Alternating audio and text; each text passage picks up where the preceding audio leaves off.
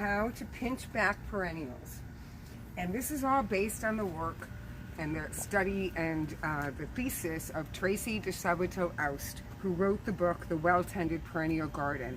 And here we've got a few examples of plants that we can pinch back.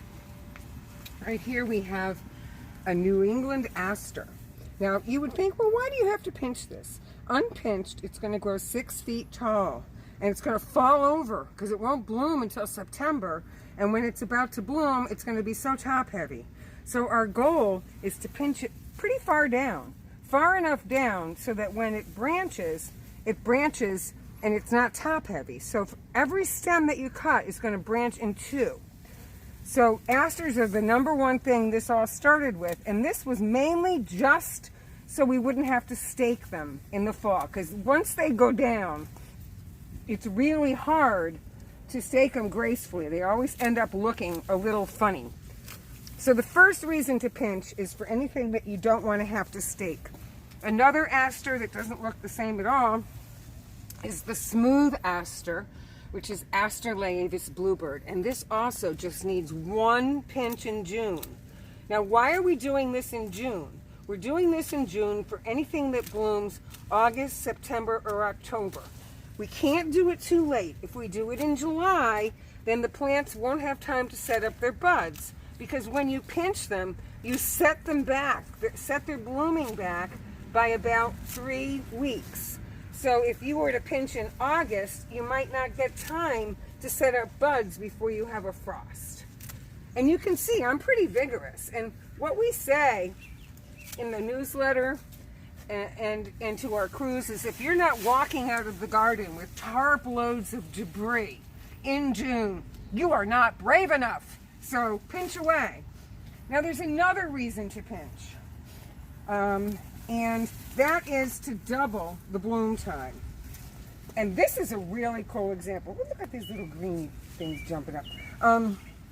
This is Rudbeckia lanceolata herbstone, which is a really cool native plant. It gets higher than this fence with beautiful yellow sort of daisies that have a large cone in the center. It's a very long blooming perennial, blooms for 6 weeks, from about the end of July, more like the beginning of August through the middle of September.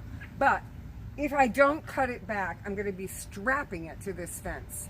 So what I tell people to do is to go around the front of this plant and pinch back the front half of the plant.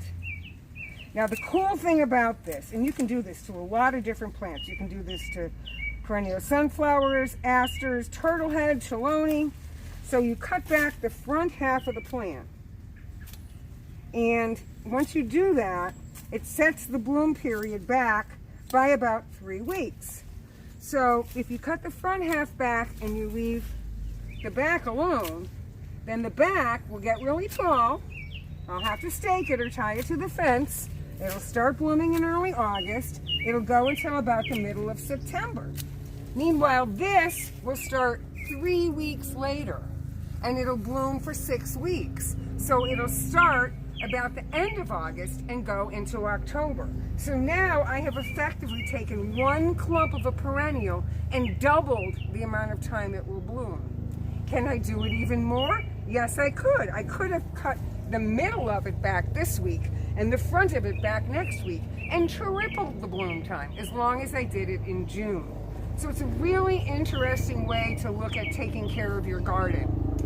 And if you don't have the book is invaluable because in the back it has lists of all the plants you can do this to. You can't do it to daylilies. You can't do it to hostas. You can't do it to coral bells because they don't branch the same way. But plants like this Rudbeckia, they've got hormones in the tip of the stem, and when you cut the top, those hormones move down the stem and cause branching. And knowing that, you understand how you can move plants along and get them to bloom much longer. So it's a really useful technique. June's the month to do it. If you have any questions, come into the shop, pick up Tracy DeSabato-Aust's book, The Well-Tended Perennial Garden. We have the new revised version with lots of colored pictures. Ask our staff, we have handouts on it. We also have handouts up on the web. But really, if you want to have a well-tended garden and you want to double your bloom period and not have to do a lot of staking, learn this technique and learn to do it every year in June. So this is Nancy from NatureWorks saying, can't wait to see you at the garden center. Bye-bye.